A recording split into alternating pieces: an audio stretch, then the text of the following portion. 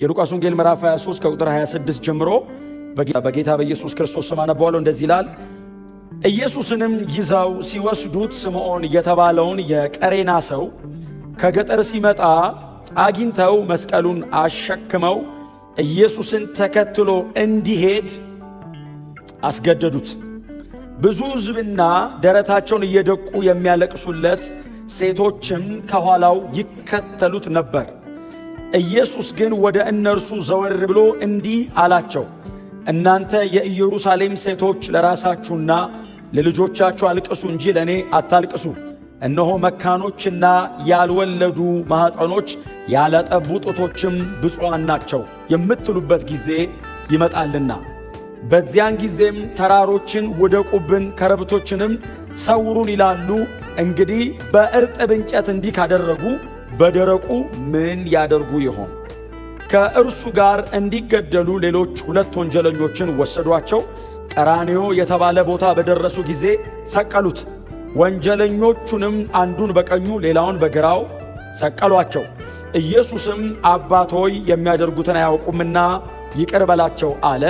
እነርሱም ልብሱን በዕጣ ተከፋፈሉት።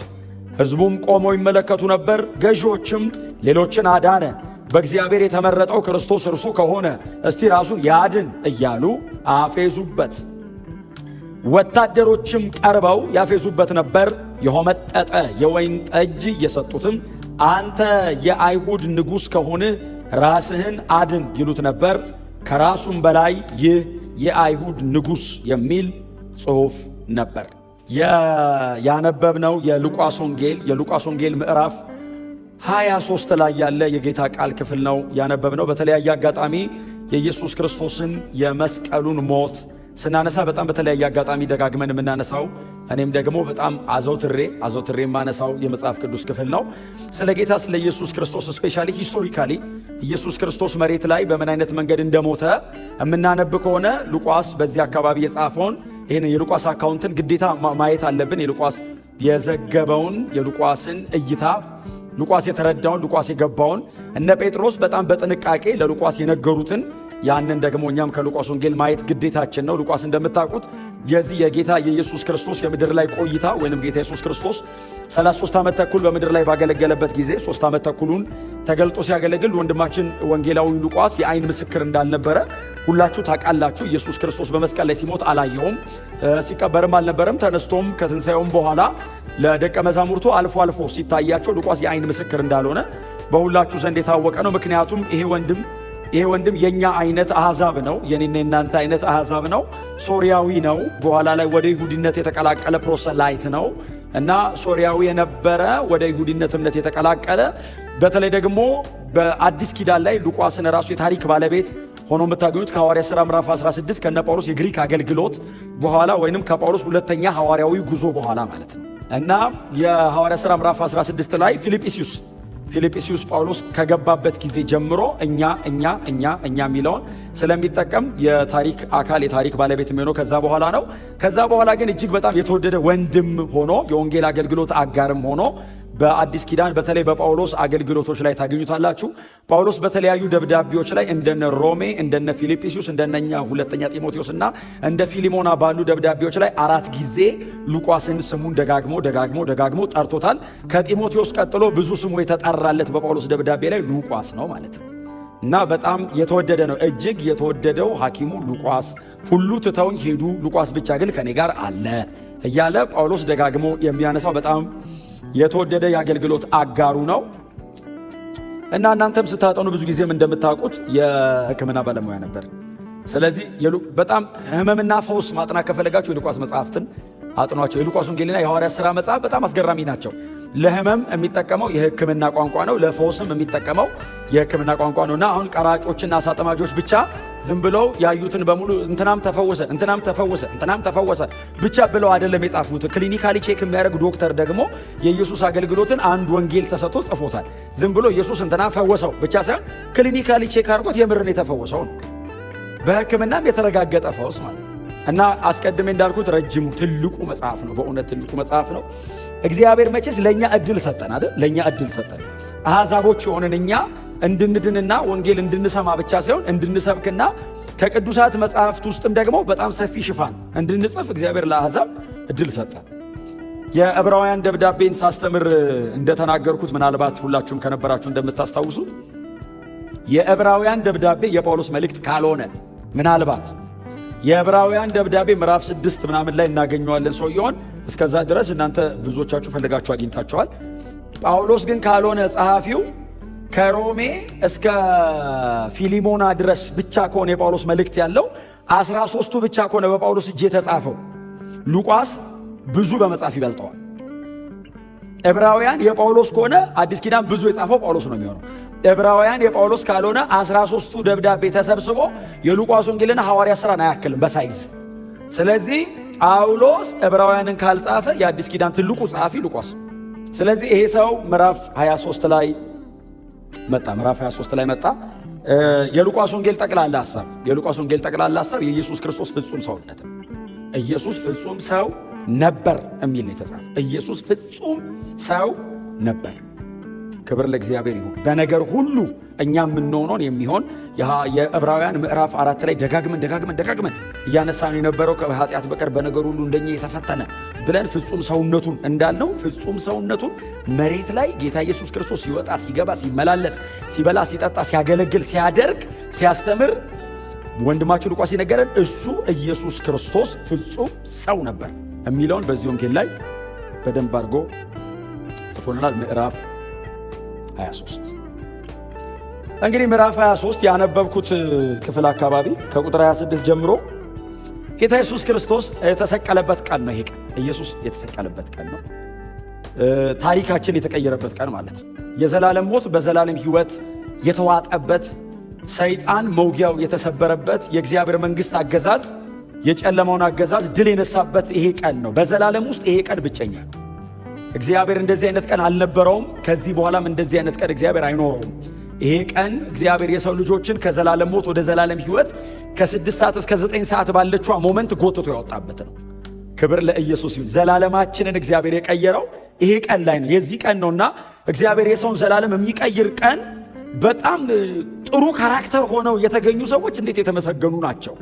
እማይተካ ያልነበረ እማይኖር ብቸኛ ቀን ላይ ኢየሱስ ክርስቶስን ለመስቀል ሞት ሲሄድ ከኢየሱስ ክርስቶስ ጋር አብረው ያንን የመስቀል ሞት አብረውት ለመካፈል የተጓዙ ሰዎች በጣም እድለኞች ናቸው፣ የተመሰገኑ ናቸው። እንደኔ አይነት ወንጌሉን የሚያነብሰው ባነበበ ቁጥር በእነዚህ ሰዎች ይደሰታል። ስለ እነዚህም ሰዎች እግዚአብሔርን ያመሰግናል። አንዱ ይሄ የቀሬናው ስምዖን ነው እና ጌታ ኢየሱስ ክርስቶስ ተያዘ። ምዕራፍ 22 አካባቢ ጀምራችሁ ከቁጥር 63 ጀምሮ ወታደሮች መጥተው ኢየሱስን ያዙት እና ኢየሱስን ይዘው የተለያዩ ቦታዎች ላይ ፍርድ ቤቶች ላይ ካቆሙት በኋላ የፍርድ ስርዓቱን ጨርሶ ኢየሱስ ወደሚሰቀልበት እየሄደ ከፍርድ ቤቱ ወንበር እስከ መሰቂያው ባለችው መሃል ላይ የተገኘ ሰው ነው ይሄ ሰውዬ። ከዛ በፊት አታገኙትም ይሄን ሰውዬ። ኢየሱስ ከተሰቀለ በኋላም በወንጌላት ላይ አታገኙትም።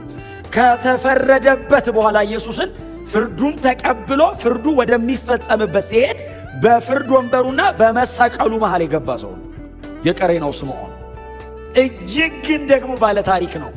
የዚህ ሰውዬ ልጆች በማርቆስ ወንጌል ምዕራፍ 15 ላይ እስክንድሮስና ሮፎስ የሚባሉ በሮም ቤተ ክርስቲያን ላይ መሪዎች ሆነዋል። በኋላ ይሄም ሰውዬ አንጾኪያ ቸርች ላይ ተገኝቷል። በኋላ ታዲያ ደም የነካውን ኢየሱስን እንጨት ይዞ መቼስ ወደ ቤቱ አይሄድ እንዴ? በእምነት የተቀበልነው እኛ እንኳን ቤት ውስጥ አለን፣ እንኳን ሪሊ ደሙን ነክቶት እና ይሄ ሰው ድንገት ነው ባይዘዌ የኢየሱስን መስቀል ልሸከም ብሎ አይደለም የመጣው።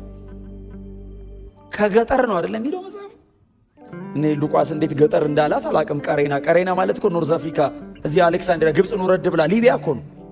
ሊቢያ ገጠር ነበር ድሮ እና ትሪፖሊ ምናምን ገጠር ነበርና አንድ የቀሬናው ስምዖን የሚባል ሰውዬ ከሊቢያ ከዚህ ከኖርዝ አፍሪካ ነው የሄደው። ኦብቪየስሊ ሊሄድ የሚችለው የፋሲካ በዓል ሊያከብር ነው። የፋሲካ በዓል ስለሆነ በዓል ለማክበር ነው የሚሄደው።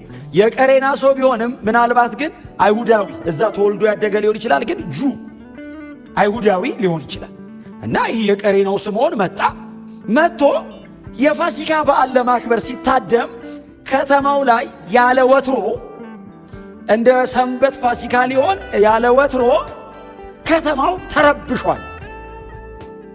በጣም ይሄ ጉድ ፍራይዴይ ነው፣ ራት የሚበላበት ቀን ነው፣ በጣም በጎ የሚባለው ቀን ነው፣ ፌሽታ ነው። ኔክስት ዴይ ሰንበት ስለሚገባ ቀድሞ ቶሎ ነገር የሚጨራርሱበት ቀን ነው እና የቀሬናው ስምዖንም እሱን ለመፈጻጸም ብሎ ወደ ቤተ መቅደሱ አካባቢ ሲመጣ ትንሽ ተተረማምሷል ከተማው። ምንድነው ዛሬ እዚህ ከተማ? እኔ እንግዲህ በየዓመቱ ሊመጣ ይችላል ይሄ ሰውዬ። እስክንድሮስና ሮፎስ የሚባሉ ልጆች ካሉ ትልቅ ሰው ነው ማለት ነው። ስለዚህ ዛሬ የመጀመሪያው ላይሆን ይችላል እና በየዓመቱ ሲመጣ እንደዚህ ነገር አጋጥሞት አያውቅም። ዛሬ ምንድነው ብሎ እንግዲህ ሲመጣ እግዚአብሔር የዘላለም ሕይወት ሊሰጥ ነው። እሱ በየዓመቱ እየመጣ ከቀሬና እየመጣ የሚያከብረውን እውነተኛውን ፋሲካ ዛሬ ሊያገኘው ነው እና እሱ ጠቦት ምናምን ደግሞ ኑሮ ትንሽ ደከም ያለ ከሆነ እርግብ ዋኖስ ምናምን ይዞ መጥቶ ነው የሚያቀርበው መስዋዕት። ዛሬ ደግሞ እውነተኛው የፋሲካው በግ ሊሰዋ ነው። አንድ ኢየሱስ የሚሉት እዚህ ናዝሬት አካባቢ ተወልዶ ቤተልሔም አካባቢ ተወልዶ ናዝሬት ያደገ ኢየሱስ የሚሉት አንድ ዝነኛ ትልቅ አገልጋይ ነበር ሰሞኑን። እሺ እሱን ደግሞ በስብከቱ መካከል ብድግ ብሎ እኔ እግዚአብሔር ልጅ ነኝ አለ። ታዲያ እንዴት የእግዚአብሔር ልጅ ነኝ ይላል ብለው በዛ ዘመን የነበሩ የሕግ መምህራን በሮማውያን ነገስታቶች ፊት አቅርበው እነ ሄሮድስና እነ ጲላጦስ ሞት ፈረዱበት። እሺ አሁን የሱ የሞት ፍርዱ ሊፈጸም ነው እያሉ ያወሩለት በመካከል ድንገት ብቅ አለ እና እያወሩለት ነው። የትኛው ነው እሱ ብሎ ብቅ ሲል ጸጉረ ልውጥ ነው። ጸጉረ ልውጥ ነው ማለት አፍሪካዊ ከሆነ ትንሽ ከለሩ ደብዘዝ ሊል ይችላል። የገጠር ሰው ነው። አይ ቲንክ አንዳንድ እንትኖችን ደግሞ ሳነብኔ ፊዚካሊ ጎላ ያለ ነው ይላሉ እና በደንብ ከፍ ያለ ነው። ምክንያቱም ኢየሱስ የተሸከመው አንዱ የክሮስ ባር ነው የተሸከመው። ሙሉ መስቀል አለ የተሸከመው አንዱን ባር ነው። አንዱ ባር ብቻ 56 ኪሎ በላይ። ኢየሱስ ደግሞ ሳይበላ ነው ውሎ ያደረው። ደም እያንጠባጠበ ነው ሲጸልይ ያደረው። ሳይበላ ወርዶ እራት የበሉት እነሱ ናቸው፣ እሱ አልበላም። ይኸው ስጋዬ ብሎ ነው ያበላው። መች በላ እሱ? ይኸው ደሜ ብሎ ነው ያጠጣቸው። መች ጠጣ እሱ? በጣም ሲቃይ ውስጥ ነው ያለው። ባለፈው እንደነገርኳችሁ በቀን 3 ፍርድ ቤት ነው የቆመው እና ፊዚካሊ በጣም ደቋል። ይህንን እንጨት ሲሸከም ነው ያገኘው። ስለዚህ 40ውን ተገርፏል ማለት ነው። ደሙ እላዩ ላይ ነው ያለው። ስምዖን ሲያገኘው ባይዘው ኢየሱስን መሬት ላይ በደህናው ተአምር የሚያደርገው አይነት አይደለም። ይሄኛው ኢየሱስ በጣም በሲቃይ ውስጥ ነው ያለው፣ ጣር ውስጥ ነው ያለው። ሮማውያን በእነሱ ባልሆነ ስርዓት ኢየሱስን ሊሰቅሉት ነው። መስቀል ሮማውያን አዶብት አድርገውት ነው እንጂ የሮማውያን አይደለም፣ የፔርሺያውያን ነው። ሮማውያን እየገረፉ 40 ገርፎት የለ የሮማውያን እሱ ነው። 40 ገርፈው ቡጭቅጭቅጭቅ አርገውት ሰውየውን ቶሎ እንዳይሞት ያደርጉታል። ባይዘዌ ስሎ ዴይዝ ነው ግን ማክሲመም ፔን ነው። ቶሎ ከሞተ አይቀጣም፣ ቶሎ እንዳይሞት ነው ቅጣቱ አንዱ ፓርት ቶሎ እንዳይሞት። ለምን? ሎንግ ሰፈሪንግ። አሁን ያንን የሮማውያንን ማክሲመም ቅጣት ተቀብሎ ቀጥሎስ የፔርሺያውያንን ደግሞ ሊቀበለው ነው። ቱ ደ ማክሲመም ሰው የሚደርስበትን ሲቃይ በሙሉ ኢየሱስ ተሸክሞ ስምዖን አየው። እንደዚህ አየው። የእግዚአብሔር ልጅ ነው፣ መሲህ ነው፣ ጌታ ነው። አያቅም። ሲያየው ሰውነቱ ላይ ልብስ የለም፣ ኔክድ ነው።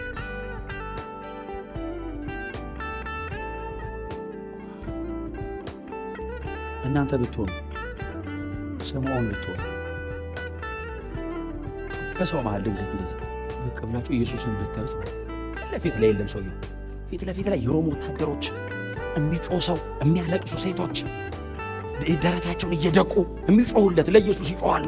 ምናልባት አገልግሎቱን የተካፈሉ መሲህ ነው ብሎ አይደለም እኮ የሚጮሁለት። ምናልባት ልጇን ፈውሶላታል፣ ኮምፓሽኑን ያውቁታል። ምናልባት እንጀራ አብዝቶ አብልቷቸዋል። ይህንን የተካፈሉ ሰዎች ሊሰቀል እኮ አይገባውም፣ ይህን የመሰለ ጥሩ ሰው ነው የሚሉት፣ የእግዚአብሔር ልጅ ነው ማን ይለዋል? ደረታቸውን እየደቁ የሚከተሉ የሚያለቅሱ ሴቶች አሉ። ኢየሱስ የተቀበለውን ይህንን የሮማውያኑን የጅራፍ ሲቃይ ባይዘው ሴቶችና የሮም ጀነራሎች አይቻልም፣ እንደዚህ መቀጣት አይቻልም። የሮም ጀነራል የፈለገውን ነገር ቢያደርግ የሮም ጀነራል በዚህ አይነት መንገድ አይቀጣም። ቀጥሎ ሴቶችን እንደዚህ መቅጣት አይቻልም። ኔክ ዳርጎ እንደዚህ አይቀጣም። የሀገሪቱም ትልልቅ ሰዎችም እንደዚህ አይቀጡም። አይሁዳዊ ነው፣ ቀጥሎ ይቀጣ ተብሎ ተላልፎ ነው የተሰጠው። ከዛስ አባቱም ተስማምቷል። ይሄ ፓኒሽመንት ለኃጢአት ነው፣ ለልጁ አይደለም። አብ እኮ ልጁን እየቀጣ አይደለም። ኃጢአት ተሸክሞ ኢየሱስ ስለ ኃጢአት የሚሆንን ክፍያ እየከፈለ እንጂ አብ ልጁን እየቀጣ አይደለም። አብ ኃጢአትን ነው የሚቀጣው፣ ልጁ ኃጢአትን ተሸክሞ ነው ዋጋ እየከፈለ ያለ። እና የገሪናውን ሰሞኑን አዩ ተጋለ አልቻለም። ታውቃላችሁ አይቶ ኧረ እኔ ለበዓል ነው የመጣሁት ብሎ እንደሌላው ተመልሶ አልሄድም። ተጋለ ጠጋ ሲል ና አሩቴሮ ሞተር ና አንተ የሌላ ሀገር ሰው አለባበስ ራስህ ያስታውቃል። የገጠር ሰው ያስታውቃል። እናንተን አይመስልም። ና አለው። 800 ማይል መጥቷል። ይሄ ሰው 800 ማይል ማለት ምን ማለት ነው? ከቀሬና አሁን ኢየሱስ እስከ ኢየሩሳሌም 1300 ኪሎ ሜትር ነው። 1300 ኪሎ ሜትር ነው መጥቶ ድንገት ነው የመጣው። ና ተሸከምለት ሲሉት ከኢየሱስ ትከሻ ላይ አይደለም የተቀበለው እንጨቱን። ኢየሱስ መሸከም አቅቶት ወድቋል። ኢየሱስ መሸከም አቅቶት ወድቆ እንኳን እንጨቱ ሊሸከም ራሱ መቆም አይችልም። ተነስቶ ሲያጣጥር ስምዖን ጠጋ ብሎ ያየዋል። ታውቃለህ በደም እንዲህ በደም የተነካካ እንጨቱን እያየ ጠጋ ብሎ ሲያየው እዚህ የተተለተለው ሰውነት ውስጥ ይሄ አቧራው ገብቷል። ይሄ ደሙ አጥንቱ እስኪታይ ነው። አጥንቱን አልነኩትም። ከአጥንቱ አንዳች አይሰበርም የሚል ቃል ስላለ አጥንቱን መንካት አይቻልም። ስጋውን የተለተሉት አንድም አጥንቱ አልተነካችም። አጥንቱን መንካት አይቻልም። ከአጥንቱ አይሰበርም የሚል ቃል አለ። ሌላውን ሊፈጩት ይችላሉ። ባይዘው በእልህ ኢየሱስን አትችልም ቃል አለ አጥንቱን እንዳነካ የሚል እስከፈለጉ ድረስ ግን ይገባሉ። ቡጭቅጭቅ ሲያደርጉት ወድቆ ሲነሳ እንትኑ ገብቷል ሰውነት ውስጥ እና ስምዖን አየው። ታውቃለህ ጠጋ ብሎ ማንም ሐዋርያ በዛ ልክ የተጠጋው የለም ኢየሱስን። ማናቸውም እንዲህ ተጠግተው አላዩትም። ስምዖን ጠጋ ብሎ አየው እንጨቱን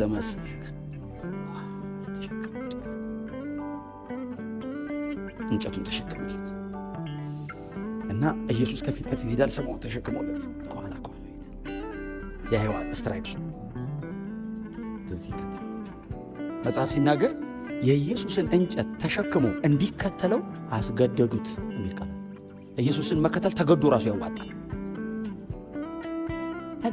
ጎናቸው ተገደህ መከተል ራሱ ያዋጣል። በሉት ተለምነህ አይደለም ብራዘር እባክህ ተከተለው ተብለህ ተለምነህ አይደለም። በግድ እንዲህ ሳይገባ ራሱ መከተል። ለምን መሰለህ? የሆነ ቀን ይገባል። ራስን ኢየሩሳሌም ቸርች ታገኘዋለህ። በአማረ ቀን እያልን ነው ቅድም እንደዘመርን። ሲያስገድዱት እሱስ እሺ አለ። እሺ እምቢ አላለም። ኧረ እሺ እከተለዋለሁ። ይሂድ። ኢየሱስን ከተከተልከው ደግሞ ይዞ ሄደው ወደ መስቀል። ከየትም ጀምር ከተከተልከው ይዞ ሄደው ወደ ክሮስ። የትም ጀምር መከተል፣ መጨረሻ ላይ ግን እዛ መስቀሉ ጋር ትገናኛላችሁ። እና ደግነቱ እሱ መጨረሻ ላይ ነው ያገኘው። ሊሰቀል ሲል ተሸከሞት። እንደሱ አይደል እኛ የምንለው። እኛ ግን የተሰቀለውን ክርስቶስን ስለሚያምር አይደለም ቸርች ያስገባኑ መስቀል ኢየሱስ ስለሞተበት ነው። አያምርም? ሊትራሊ ካያችሁት አያምርም? ያምራል? አያምርም? እዚህ ውስጥ ስንት አርክቴክት አለ። በጣም እስቲ ያማረ ቆንጆ ነገር ስሩ ብንል እኮ የሆነ የሚሄድ መድረክ ልትሰሩ ትችላላችሁ። ባይዘው አለ የለም የሚባል መድረክ መስቀል ላይ ወደ ከሌለበትስ ሶሻል ክለቢውን ምን አይለይም። ክሮስ ካለስ ስትገባ ፍሬም ያደርጋል። ለምን? ኢየሱስ የተሰቀለበት ነው። የሆነ ቦታ ስትገባ መስቀል ካየ ቤተ ክርስቲያን ነው እንዴ ትላለህ። ካፌ ትልቅ መስቀል አድርገው ቢጠብቁ አበላም ጸልዮ ተወጣል። አመስግነ ለምን?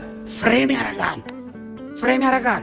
ስለሚያምር እንዳይመስል ኢየሱስ ሞቶበታል። እድለኛ ነው ስምዖን ኢየሱስ የሚሞትበትን መስቀል ተሸከመው። እንጨቱን ብቻ እንዳይመስል የተሸከመው ደሙን ነካው። የኢየሱስ ደም እላዩ ላይ አረፈ። ስምዖን ሲሸከም የኢየሱስ ደም እዚህ ላይ ነካው። በመንፈስ ይቀድሳል። እንኳን ቀጥታ ደሙን አግኝተው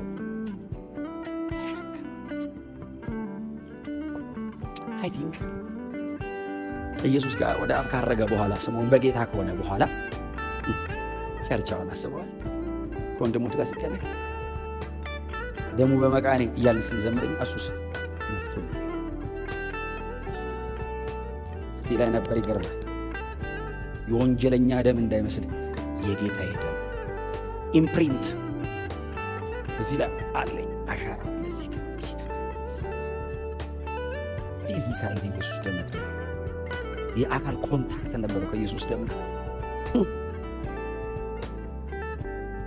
እና ሲሄድ ኢየሱስ ስማ ምን መከራ አሁን ዝም ብሎ መከተል አይደለም። ኢየሱስ ሲሄድ ዝም ብሎ ሄድ መልስ ይሰጣል። የሚመለስለት ነገር ካለ እና እየሄደ ያለ ደረታቸውን እየደቁ ሲያለቅሱ እየሄደ አንተ ማውራት በማይቻልበት ሰዓት ኢየሱስ አንድ መልስ ሰጣደ። እናንተ የኢየሩሳሌም ሴቶች ሆይ አላቸው ሲያለቅሱ፣ እንዲሰሙት አድርጎ ነው። ለእኔ አታልቅሱልኝ። ለምን? ይገባኛል ላደርገው የመጣሁት ይሄንን ነው። ለእኔ አታልቅሱ፣ ለራሳችሁና ለልጆቻችሁ አልቅሱ። ይሄንን ለሚያደርጉት ለእነሱ አልቅሱላቸው እንጂ መሲህ ተልኮ አልቀበልም እምቢ በእኛና በልጆቻችን ላይ ይሁን ያሉት ትዝ ይላቸው። ይሄ ሰው ንጹሕ ነው ሲል ከደሙ ንጹሕ ነኝ ሲል ጲላጦስ እሱ ላይ የሚሆነው በእኛና በልጆቻችን አስወግደው እርግማን ከመጣ በሱ በኩል እኛና ልጆቻችን ላይ ብለዋል። ኢየሱስ እንደዚህ ያለ ለራሳችሁና ለልጆቻችሁ አልቅሱ እንጂ ለእኔ አታልቅሱልኝ አለና በርጥቡ እንጨት እንዲካረጉ በደረቁ አለ። ንጹሕን ሰው ለመስቀል እንዲሆኑ በኋላ ላይማ አይችሉትም አለ። በእርግጥም ያው 70 ኤዲ ላይ ታውቃላችሁ ሮሞች መጥተው ኢየሩሳሌምን ምን እንዳደረጓት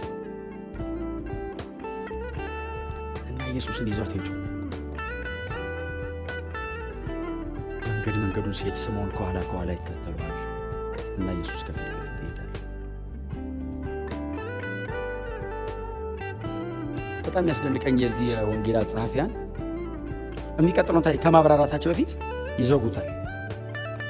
ኢየሱስን ወስደው ሰቀሉት ይልና ከዛ ቀጥሎ ደግሞ ማብራሪያ ሰቀሉት ሲል ቴዎፍሎስ የመጽሐፉ አድማጭ ቴዎፍሎስ ነው ሲያነበው ቁጥር 33 በግራና በቀኝ አድርገው ኢየሱስን ሰቀሉት። ሁለት ሰው በግራና በቀኝ አድርገው ኢየሱስን ቴዎፍሎስ እየሰማ ነው ባይዘ እያነበበ አይደለም። ቴዎፍሎስ ትክክለኛ ቃላቶቹን ካያቸዋቸው እያነበበ አይደለም እየሰማ ነው። ቴዎፍሎስ የሉቃስ ወንጌልና የሐዋርያት ሥራ አድማጭ ተደራሲ እሱ ነው እና እየሰማ ነው። እሺ ይሄ የቀሬናው ስምዖን የት ነው ያለው ይላል።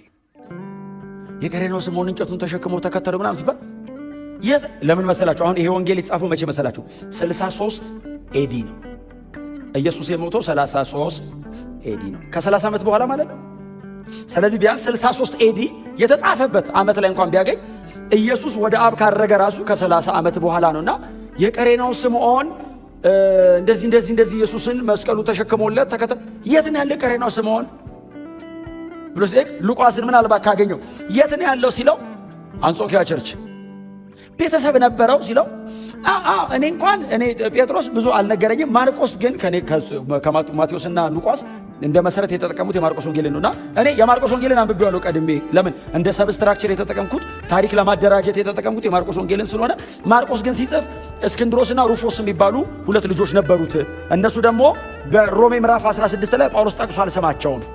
እንደውም ስምዖን አለና የሩፎስ አባት ብሎ ስምዖንን ሁሉ ሜንሽን አድርጎታል። ልጆች ነበሩት እና በቤተ ክርስቲያን እነሱ እያገለገሉ እሱ አንጾኪያ ቸርች ውስጥ እየመራን ያለው ይገባዋል። እሺ ቀጥል ሲል ኢየሱስንም ወስደው ሰቀሉት ሲል ኦልሬዲ በጌታ ነው ሰቀሉት ሲል አይ ቲንክ የሚያለቅስ ይመስለኛል። የመጀመሪያ አድማጭ ጌታዬ ተሰቀለ። ከዛ ቁጥር 34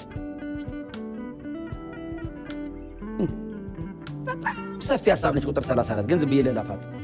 አባቶ የሚያደርጉትን አያውቁምና ይቅር በላቸው አለ። እነርሱም ልብሱን በዕጣ ተከፋፈሉት። አይደለም የሚለው አባቶ የሚያደርጉትን አያውቁምና ይቅር በላቸው አለ ማለት ምን ማለት መሰላችሁ? ኢየሱስ ለአዲስ ኪዳን ደቀ መዛሙርት ፓተርን ተወልን። ፓተርን ነው ባይዘው ይሄ ጥላውን እንዲያደረገ ነው መኖር ያለበት የሚል ፓተርን ነው። ለገዳዮቹ፣ ለሰቃዮቹ፣ ለሚያዋርዱት እላዩ ላይ የነበረች ጥቂት ልብስ ነበረች፣ እሷንም ገፋ አወለቁ። ፉሊ ኢየሱስ ላይ ያለው ልብስ በሙሉ አወለቁ።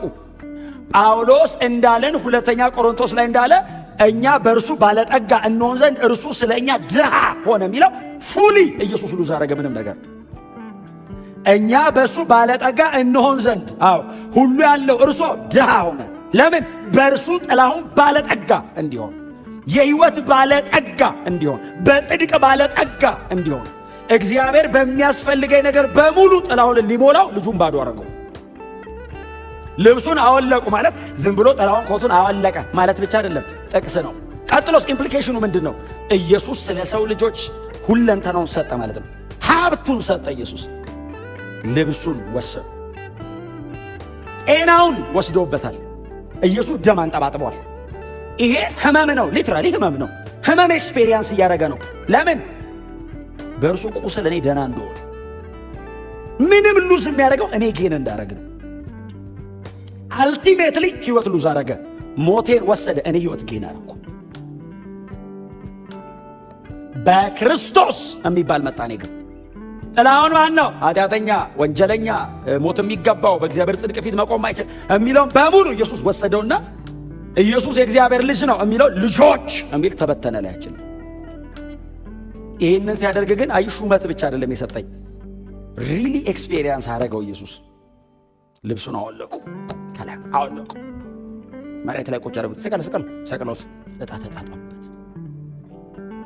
እንደውም ማቴዎስ ምንድን ነው የሚለው መሰላችሁ? እንካፈለዋ ሲሉ እንዳነካው ቆይ አሉና ለምን እንዲቆርጣል ይሄን ኮታ ለሁለት ቆርጣ እንካፈለው ቢባል አስበው ለካምን ቆርጠው ዕጣ እንጣጣልና ይወጣለት ይውሰደው።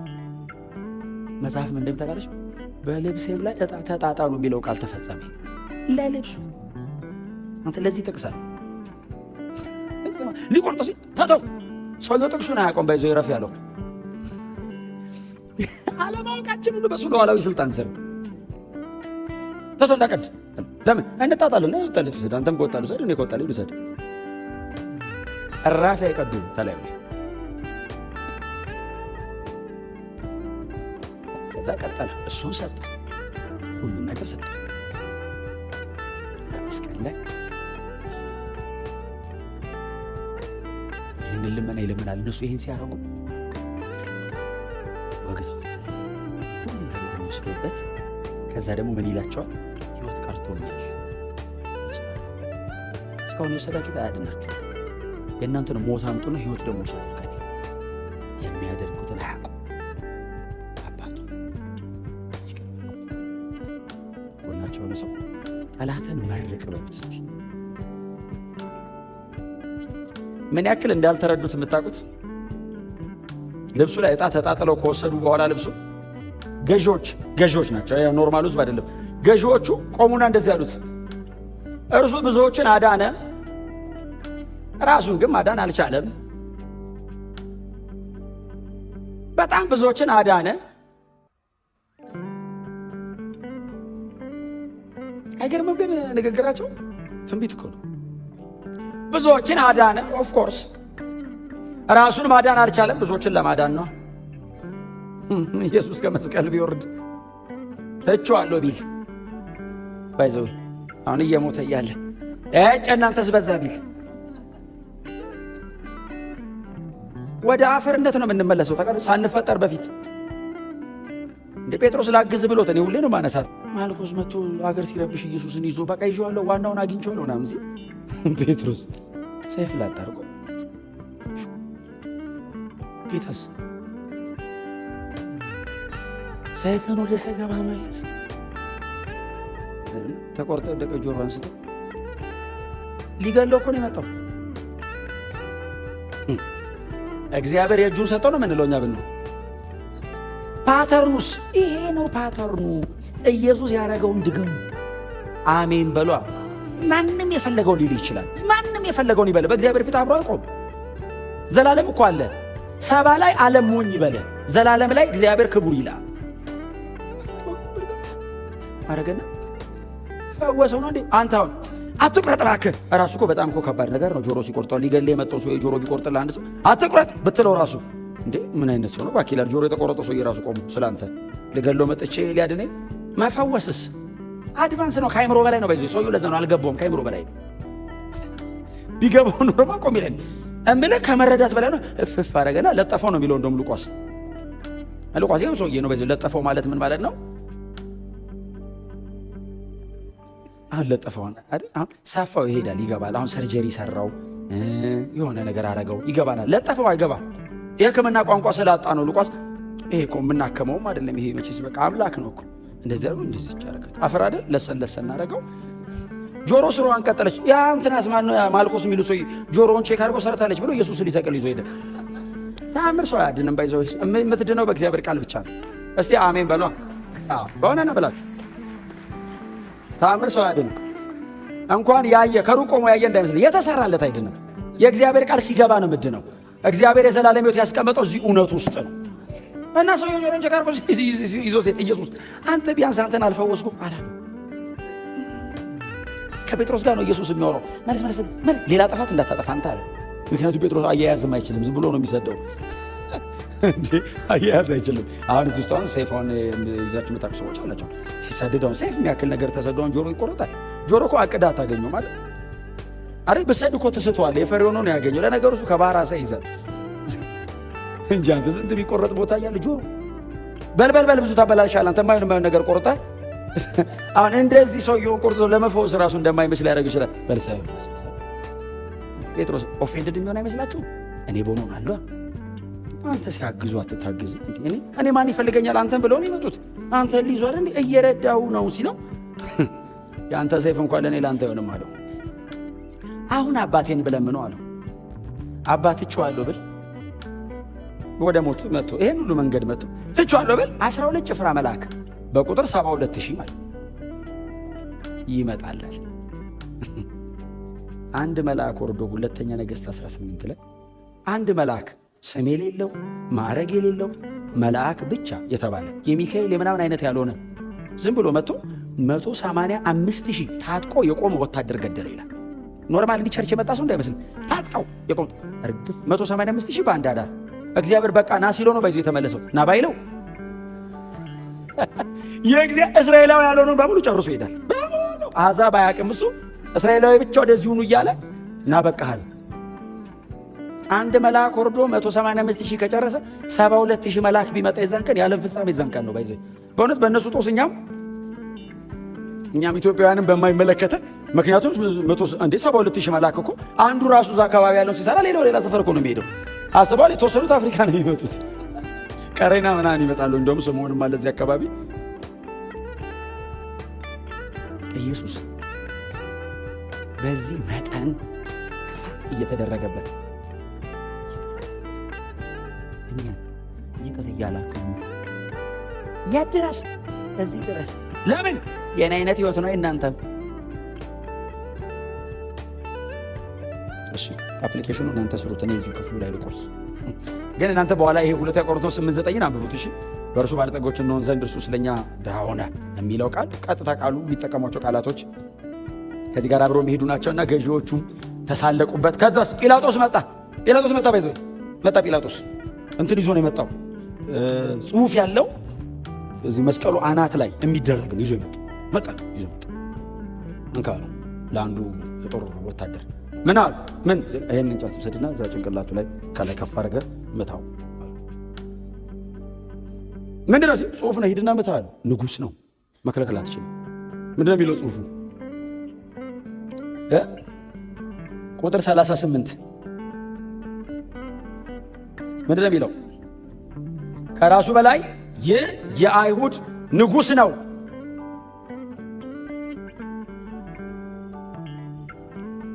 በሆነ ጲላጦስ ልክ አይደለም። እኛውን የወንጌል አማኝ ስለሆነ ነው ልክ ነው የምንለው። ጲላጦስን እንደ አንድ አሕዛብ ቁጠሩት። ጲላጦስ መጽሐፍ የነበረበት የትኛው ነው? የአይሁድ ሕግ መምህራን የነገሩትን ነው መጽሐፍ የነበረበት። ነገሩ ከእግዚአብሔር ትእዛዝ ስለሆነ ብቻ ነው ይሄን የጻፈው እንጂ የአይሁድ ንጉሥ ነኝ እንዳለ ብለህ ጻፍ አሉት።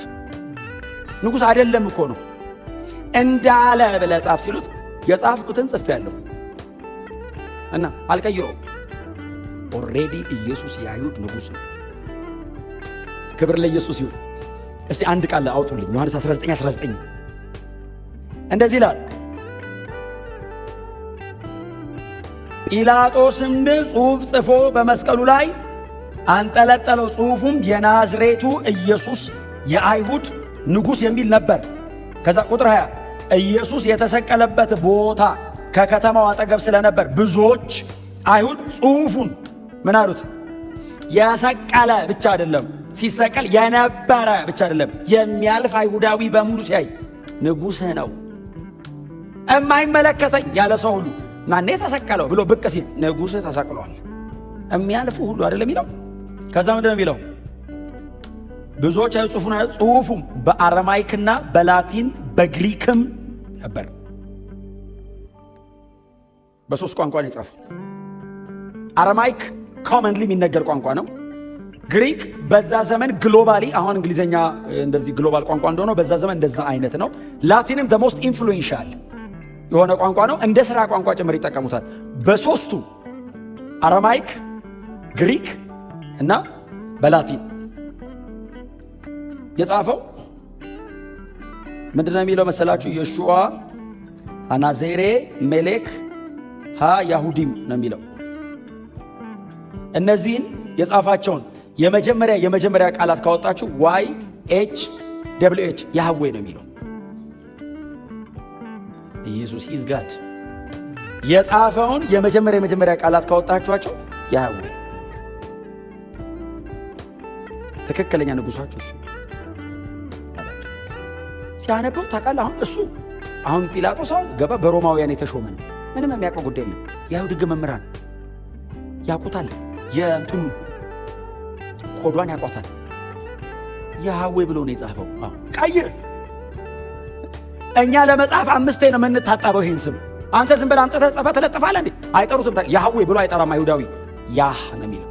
ለምን? ሙሉ ስሙ አይጠራም። የክብር ስም ነው። ሌላ አሁን አዶናይ ኤሎሂም ያህዌ እግዚአብሔር ለሙሴ ዘጸአት 3:14 ላይ የተገለጠበት ነው። ስምህን ማን ልበላቸው አለው። ሙሴ መጣና ሂድ ብለኸኛል። አዎ ስምህ ማን ነው ሲለው ያለና የሚኖር በላቸዋል። ስምህ ማን ነው ሲለው ያለና የሚኖር ነኝ። አሁን መጥተህ እከሌ አትለኝም። ያለና ያህዌ ነኝ እኔ ነኝ ማለት ከእኔ በቀር ሌላ የለም አለና የዚህ ጲላጦስ የሚሉ ሰው ምንድን ጽፉ ያህዌ ቀይር አሉት። አልቀይርም። ቃሉንስ ግሪክ፣ አረማይስጥ፣ ላቲን። ክብር ለኢየሱስ ይሁን። ይሄ ከተከናወነ በኋላ ነው እንግዲህ ከዛ በቃ ጨርሱ። መሬት ያለው አለቀ። መሬት ያለው ነገር በሙሉ አለቀ። ከዛስ መስቀል ላይ ሆነ ወሬው። ከዛ ደግሞ ግራና ቀኝ ደግሞ የተሰቀሉ አሉ። ሰይጣን አልጨረሰም። መሬት ባሉት ሲጨርስ ደግሞ ከዚህ ጋር ደግሞ አሉ ሁለት ሟች ኢየሱስ መሃል ነው ጀምሮታ። አንዱ አየሁ አንተ ክርስቶስ ከሆንክ እስቲ ራስህንም እኛንም አድንና ልመንህ። አንተ ከባድ ያለ ነገር እስቲ ራስህንም እኛንም አድን ሲለው፣ አሁን በእውነት ኢየሱስ እኮ ቀድሞን እንኳን ሆነና አስተማረን እንጂ ዘለው ረዱ እኮ ነው የሚል ዝም አለው ይላል። ተቀለጸ። ለምን? ከትንሽ ደቂቃ በኋላ ሰውየው መሞቱ አይቀርም። ከዛ ሄዶ ያገኘውን ያገኛል። ለምን? ከሱ ጋር የሚጨቃጨቅበት አቅም የለውማ። ዝም ሲል ይሄኛው መንፈስ ቅዱስ አየ። ኢየሱስ እዚህ ጋር ሲሞት ኢየሱስ እየሞተ መንፈስ ቅዱስ ለሰው ሕይወት እያደለ ነው። ስለዚህ ካልሰበኩ እንዴት ያምናሉ አይደለም የሚለው መጽሐፍ። እና ለዚህ ሰውዬ ሰባኪ ያስፈልገዋል። ይሄን ሰባኪ ያደረገለት ይሄኛው ለዚህኛው እንደዚህ አለው። አንተ አለው ተሰቅሏል እኮ የተሰቀለ ሰው ወሬ ጥሩ ነው። ያው እዛ ላይ ስለሆነ ያለን እሱ ማጥናት ጥሩ ነው። እንደዚህ አንተ አለው አቤት ይላል። ያኛው በጣም እንትን ነው ካርናል ፍጥረታዊ ሰው። ይሄኛውስ ትንሽ መንፈሳዊ የሆነ ነው። እድሜያቸውን በሙሉ የሰሩት ወንጀል ከባድ ስለሆነ ካፒታል ፓኒሽመንት ብቻ አይደለም ባይዘው ሰው በምንም አይነት መንገድ ሊገደል ይችላል ሮም ውስጥ። ይሄኛው ግን የደወረስት የሚባል ጥፋት ያጠፋ ሰው ነው ባይዘው። ኢየሱስም እኮ ሲጀመር የተቀጣው በረባኖቶ ሞት የሚያስፈርድ ጉዳይ የሰራ ሰው ተለቆ ነው ምንም የሌለበት ኢየሱስ መሃል ላይ የገባው። ያው እኛ በርባን ብንሆን እኛ ወጥተን እንደማለት ነው አይደል? በርባኑ እኔ ነኝ የሚል አንዴ እንደውም አንድ የሆነ ግጥም ሰምቻለሁ ቆይቷል። በርባኑ እኔ ነኝ በጣም አስደናቂ። እኔ ድሮ በርባን የሆነ ሰው እየነበረ ይመስለኝ። እኛውን ልካ ሰው ከተለወጠ በኋላ የድሮ ስለሚረሳ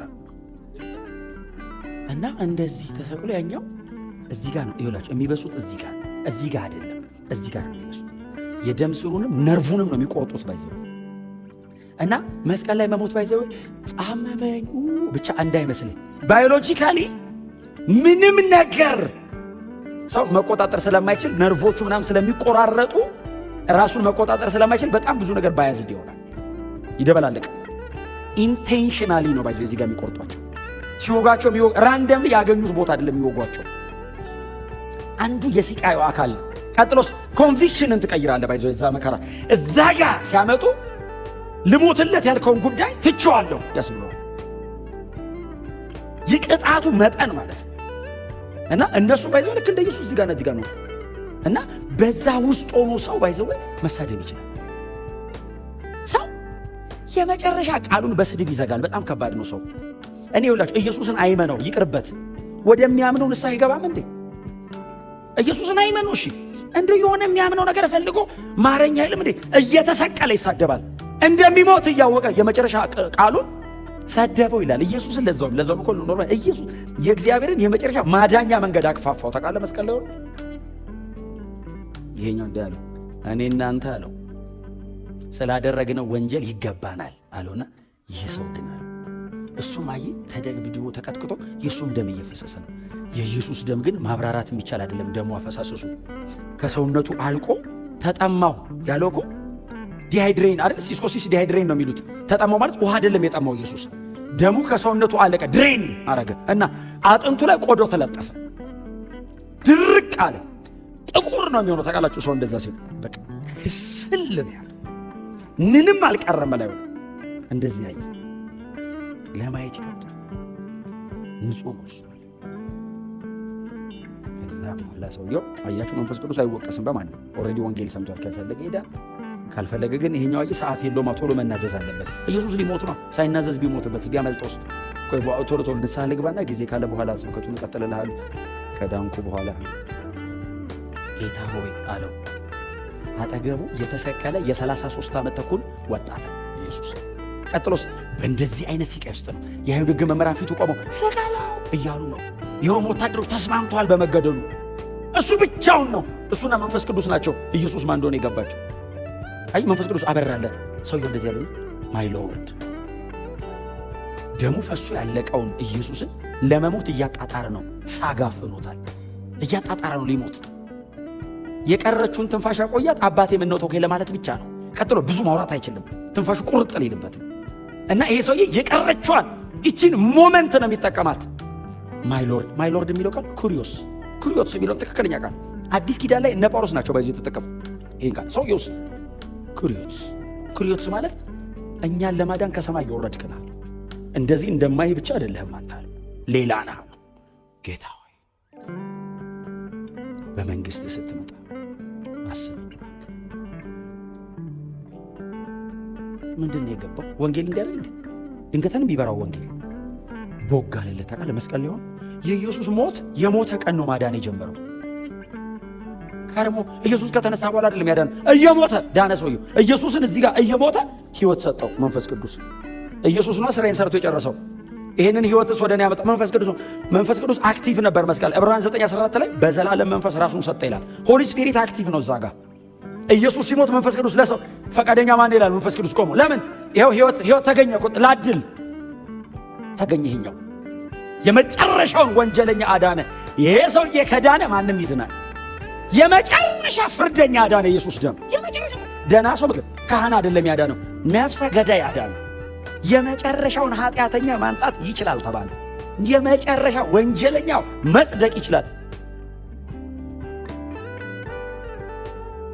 ኢየሱስ ዞሮ አየው፣ በደም ተነክሯል ፊቱ። አይኑን መግለጥ አይችልም፣ በጣም በስስ ነው ሊያዩ የሚችል። አየው እና ዞሮ አንተ ሰው። ኢየሱስ ፈገግ ይላል። ለምን መሰለህ? የዘላለም ህይወት የሚያገኝ ሰው ነው። ቅድም ዘምረናል። እኔ ብቻ ብሆን ኢየሱስ ብቻ ይሞትልኝ ነበር አለ። እሱ ብቻ ቢሆን የሚድነው ኢየሱስ ይሞታል፣ ማንም አይቀበለው። ለእሱ ብቻ ቢሆን ለምን መሰለ? ሰውየው ሲያወራ ሰብሰብ በሉና ከሞት ስነሳ መጥቼ በዛ ካላችሁ አወራለሁ አይደለም ያለው። ለአንተ ብቻ ቢሆን እንደዚህ አይነት አንተ ሰው ሰማ። ሰውየው ከሰማይ የወረድክ ነህ ብሎት የለ አንተ ሰው ሲለው እኔ ባይዘው እየተዘመረ ትንሽ ነገር ሲነካኝ እንባዬን መቆጣጠር አልችልም። እንባዬን ትንሽ ሲነካኝ ይሄ ሰውዬ ምንድን ነው የሚሆነው? እጁ ራሱ ተቆርጦ አለመውደቁ ለመስገድ ሲሞክር አንተ ሰው አለው። ጌታዬ ሲለው አቤት አንተ ሰው አለው። በሙሉ አይኑ ማየት አይችልም ኢየሱስ። ዛሬ ከኔ ጋር በገነት አድነኝ ሲለው ድና ሞቱን ወሰደለት፣ ሕይወቱን ሰጠው። አየህ፣ ብልጥ ነው፣ ጥበበኛ ነው። ከነ ኃጢአቱ አልሞትም ብሎ ኃጢአቱን ኢየሱስ ላይ አድርጎት ሞተ እና ይነሳላ የትንሣኤ ቀን። ዛሬ ከኔ ጋር በገነት ትሆናለህ ማለት ኢየሱስ የግሪክ ኮንስትራክሽን የቃሉ የግሪክ ኮንስትራክሽን ዛሬ እኔ እናንተ ገነት ሄደን እናድራለን አይደለም ትርጉሙ። ዛሬ እልሃለሁ ከኔ ጋር በገነት ትሆናለህ። ሰኪውርድ አደረገው።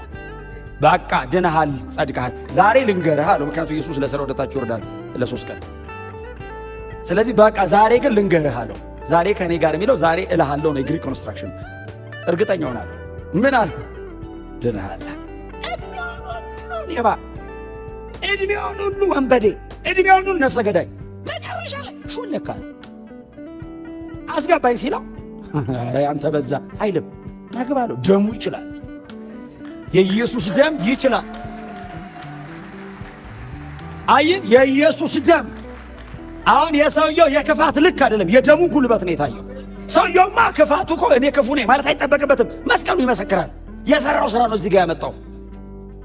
አሁን ሶስቱም መስቀል ላይ ቢሆኑ የሚሞቱበት ጉዳይ ላይ እነሱ ለራሳቸው ኃጢአት፣ እሱስ ለዓለም ሁሉ ኃጢአት። ይለያያል ምክንያታቸው መስቀል ላይ የመጡበት። እሱ ንጹህ ነው፣ እነሱ ወንጀለኛ ናቸው። እሱ እነሱን ጨምሮ ለዓለም ሁሉ ነው እየሞተ ያለው። ሰው ሲያቸው 3 ወንጀለኛ ይላል። ኖ ኖ ኖ ኖ፣ የማለኛው ወንጀለኛ አይደለም። ስለ ሰው ልጆች ኃጢአት የሌሎችን ኃጢአት ተቀብሎ አይ ቅድም እኮ እንደሰማነው እኮ ጥቅስ እኮ ነው። ስለ መልካም ሰው የሚሞት ስለ ቸር ሰው የሚሞት ይገኛል አይደለም በጭንቅ። አሁን በጣም ጥሩ የተባለ ሰው አቤት የተባለ ሰው እንዴ በጭንቅ እኔ ለሞትለት ባክ እሚ እንዴ በጭንቅ ለኃጢአተኛስ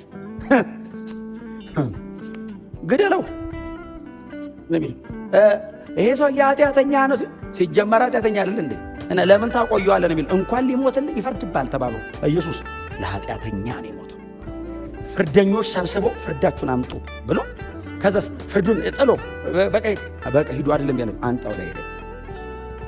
ያቺ በመንዝርና የተገኘች ሴት እንደሷ ሊሆነች በመንዝርና እኮ ነው የተገኘችው። ከዛ ሊገሏት ቆይ ከመንገላታ ብቻ ለምን እንውገራትና ኢየሱስን እናጥመደዋ። በሷ ምን አድርገን ሙሴ እንደሆነ ውገሯት ብሏል። እሱ ምን እንደሚል እናየዋለን። አጉል ቸርነኝ መሐሪ ነኝ እያለ አስቸግሮ ይላው እቺን ሴት እንደው የሆነ ነገር ካለ አጥመደን ይዘን እሱንም እንወግሯለን ብሎ መጡ። ሳብጂንክ እንደዚህ አንበርክኮ ፊቱ ሙሴ አሉት። ባይዘው ተገደላ አይደለም ጥቅስ ነው ታኮ ያረጉት። ክፎች ናቸው። በእውቀት የሆነ ኃጢአት እኮ ከባድ በተሳሰተ ሲሆነና አውቀት ሲሆን እኮ ይለያል። በኖሌጅ አንደርስታንዲንጋቸው ነው። ሙሴ በሕጋው እንደዚህ አይነቶቹን ውገሩ ብሏል። አንተ ስለዚህ ጉዳይ ምን ትላለህ? እንወገራት እንዴ አሉት።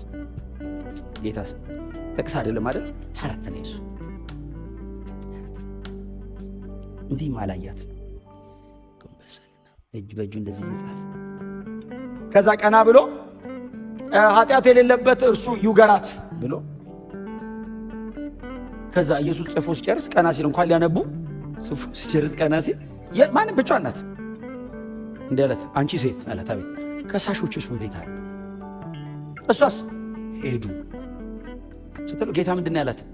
እንግዲህ ይህንን ደግመሽ ይህን ኃጢአት አትስሪ፣ እኔም አልፈርድብሽም። ይኸውልህ ያስወግራል ስለማያስወግር እንዳይመስልህ ወስዶላት ነው። እኔ ሞታለሁ በዚህ ምትክ ደግመሽ እንዳትገቢያው እንጂ አልፈርድብሽም፣ ልምርሽ፣ ይቅር ልልሽ ያንቺን የሚያስገድልሽን ጉዳይ ፍርዱን ሊቀበለው ነው። ኃጢአቱን አንቺ ነሽ የሰራሽው። እኔ ኃጢአቱን አልወስድም። ኃጢአት ሊወስድ አይችልም ኢየሱስ። ኃጢአት የለበትም እሱ። ኃጢአቱን አንጩና እኔ በኃጢአቱ እንደሱ አይደለም። ኃጢአቱን አስወግዶ ኃጢአቱ የሚያመጣው ፍርድ አለ። ፍርዱን አምጪ፣ አልፈርድብሽም፣ ሂጂ። ምትክ ክሮስ ምትክ ኢየሱስ ተካኝ። እድሜ ያሉ ባወራ የማይሰለቸኝ ርዕሴ ለምን ኢንካውንተር የክርስቲያን በሙሉ ኢንካውንተር እሱ የሆነ ቦታ ሊነካ ይችላል። ጳውሎስን ኢየሱስ ያገኘው ደማስቆ መንገድ ላይ በሚያብረቀረቅ ፊት ነው ያገኘው። የሰበከውስ የተሰቀለው ለምን? ኢቫንጀሊካል የሆነ የወንጌል አማኝ በሙሉ የክርስቶስ መስቀል የሞቱ ሥራ እዛ አካባቢ። ክብር ለዘላለም ለስሙ።